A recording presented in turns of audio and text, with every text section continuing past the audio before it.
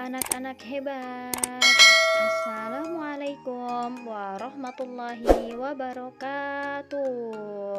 Selamat pagi. Bagaimana kabarnya hari ini? Semoga selalu sehat dan semangat ya. Berjumpa kembali dengan Ibu Melani. Hari ini kita akan belajar muatan lokal budaya Banyumasan. Pelajaran 8. Tokoh pewayangan Panakawan. Sejarah Panakawan. Nah, gambar yang di samping itu adalah gambar tokoh Panakawan ya, anak-anak. Panakawan berasal dari kata pana yang berarti paham dan kawan yang berarti teman. Jadi, Panakawan diartikan sebagai pengikut, abdi setia, atau teman dari majikan mereka. Panakawan juga dapat menjadi penasihat kepada majikan mereka. Dalam pewayangan, Panakawan dihadirkan sebagai penghibur dan penasihat. Kisah pewayangan biasanya bersumber dari naskah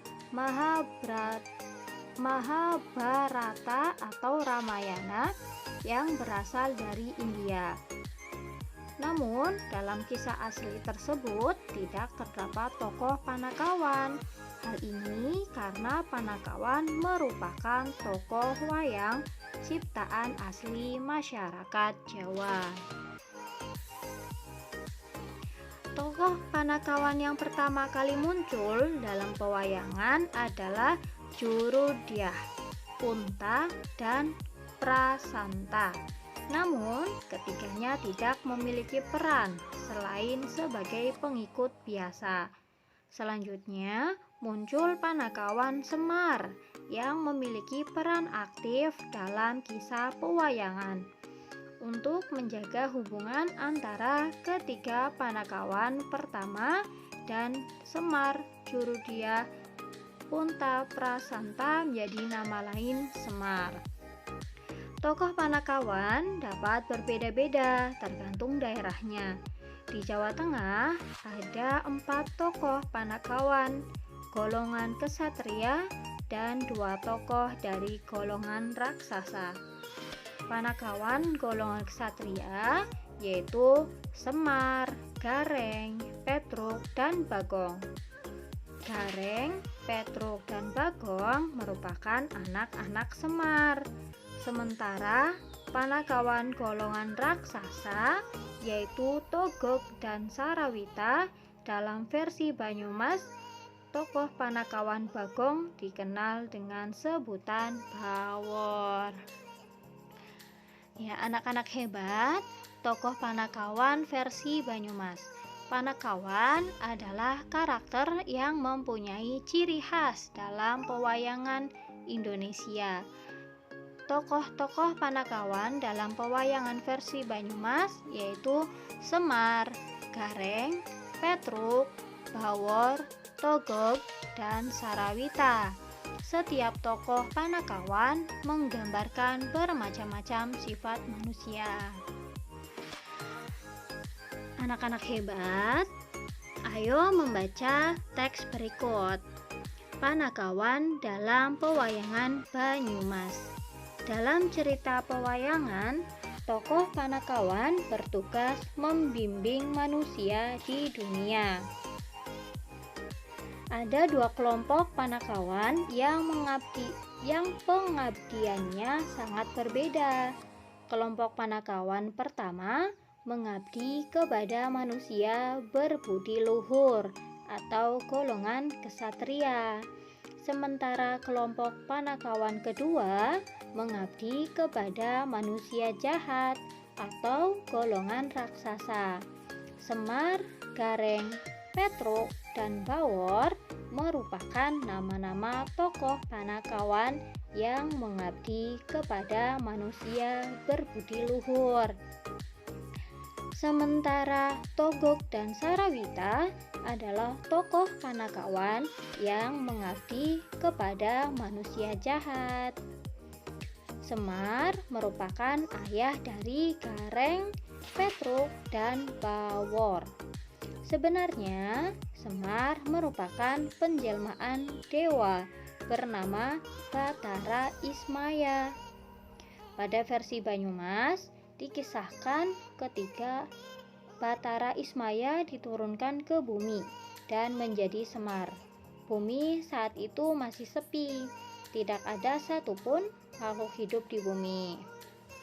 Sehingga Batara Wenang menciptakan seseorang manusia dari bayangan Semar. Sosok yang diciptakan memiliki postur tubuh yang mirip dengan Semar dan diberi nama Bawor. Bawor kemudian diakui sebagai anak dari Semar, menyusul dengan Gareng dan Petruk. Lalu, Semar merupakan tokoh yang sabar anak-anak. Ia selalu memberi petunjuk yang benar kepada tuannya. Ia juga dikenal sakti karena kesaktiannya, para dewa pun takut kepadanya. Gareng mempunyai sifat lucu dan suka bercanda. Gareng merupakan pribadi yang selalu berhati-hati dalam bertindak. Petruk merupakan tokoh yang cerdas dan bermuka manis. Petruk sangat pandai berbicara dan sangat lucu. Bawor merupakan tokoh yang memiliki kecerdasan dan berwawasan luas. Bawor memiliki sikap menghargai lawan bicara, selalu awas dan hati-hati, berani berpendapat, tidak tergesa-gesa dalam bertindak, dan sederhana. Togog merupakan saudara kandung Semar. Nama lain Togog sebelum turun ke bumi adalah Batara Antaga. Togog adalah tokoh yang senangnya hanya mengabdi kepada orang kaya. Togog sebenarnya selalu menasihati tuannya untuk berbuat baik. Namun, nasihatnya tidak pernah dituruti oleh tuannya. Begitu pula dengan Sarawita. Sarawita sebenarnya juga suka memberi masukan yang baik. Namun, jika tidak didengarkan, ia akan memberikan masukan yang buruk kepada tuannya. Nah, setelah membaca teks Panakawan dalam pewayangan Banyumas, itu maksudnya Banyumas ya anak-anak, jawablah pertanyaan berikut. 1. Siapa saja tokoh Panakawan yang dapat diteladani sifatnya? Tulislah alasannya. 2. Siapa saja tokoh Panakawan yang tidak boleh diteladani sifatnya? Beri alasannya. Nah, nanti anak-anak mengerjakan soal ini ya, dikerjakan di buku tulis kalian. Lalu di sini ada bacaan lagi, yaitu bacaan tentang Bawor. Bawor, Panakawan, maskot Banyumas. Bawor merupakan salah satu tokoh Panakawan yang disenangi. Itu maksudnya Bawor ya anak-anak. Yang disenangi oleh masyarakat Banyumas. Kemunculan Bawor dimulai saat menjadi logo KRAP, kejuaraan renang antar perkumpulan, pada tahun 1990 di Purwokerto. Pengenalan sosok Bawor sebagai maskot Banyumas dilakukan saat pemerintahan Bupati Djoko Sudantoko tahun 1988 sampai 1998. Bagian Humas Pemkab Banyumas mengajukan Bawor yang kemudian dibuatkan logo spanduk dan penerbitan buku Hari Jadi Banyumas. Saat itu, tokoh Bawor ditetapkan sebagai maskot Banyumas tanpa melalui musyawarah. Sidang DPRD dan penetapan dalam bentuk perda atau pergub.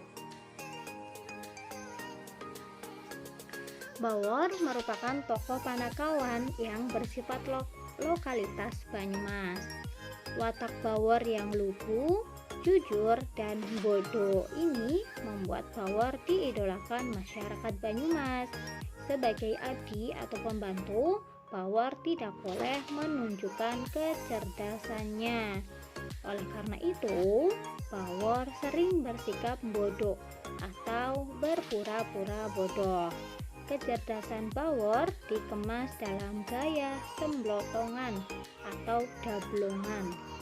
Bawor dikenal memiliki watak sabar lan rima, berjiwa kesatria, cacutan, dan cablaka. Sabar lan rima artinya bersikap apa adanya dalam kehidupan kesehariannya.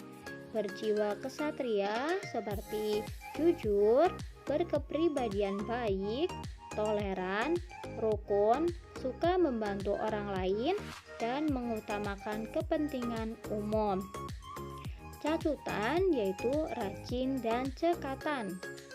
Cablaka yaitu suka berterus terang atau tanpa basa-basi. Watak yang dimiliki Bawor ternyata sangat mewakili watak masyarakat Banyumas. Oleh karena itu, tokoh Bawor kemudian dijadikan maskot masyarakat Banyumas, yaitu adalah bacaan mengenai Bawor Panakawan maskot Banyumas dan bacaan mengenai Panakawan dalam pewayangan Banyumas. Nah, pembelajaran hari ini sudah selesai ya anak-anak. Semoga anak-anak bisa memahami materi hari ini ya. Terima kasih, sampai jumpa di pembelajaran selanjutnya. Wassalamualaikum warahmatullahi wabarakatuh.